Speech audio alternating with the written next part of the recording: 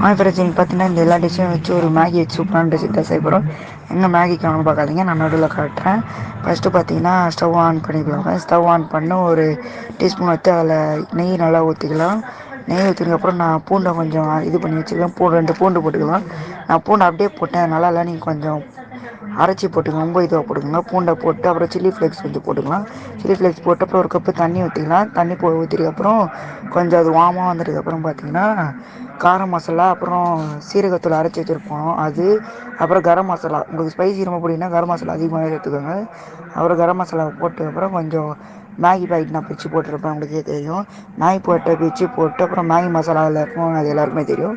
அப்புறம் அந்த மேகி மசாலாவை போட்டு நல்லா கொஞ்சம் ஊற வச்சுருவேன். நல்லா ஆகிட்டுக்கப்புறம் சீஸை நல்லா திருவி விடணும். மேலே சீஸை நல்லா திருவி விட்டு 4 பெரட்டு போட்டு எடுத்துகிட்டு வந்து திருப்பி கொஞ்சம் சீஸ் திருவி சாப்பிட்டு பார்த்தா சூப்பராக இருந்துச்சு. சப்ஸ்கிரைப் பண்ண கீழே இருக்குது, சப்ஸ்கிரைப் பண்ணிட்டு போயிடுங்க. பை. நெக்ஸ்ட்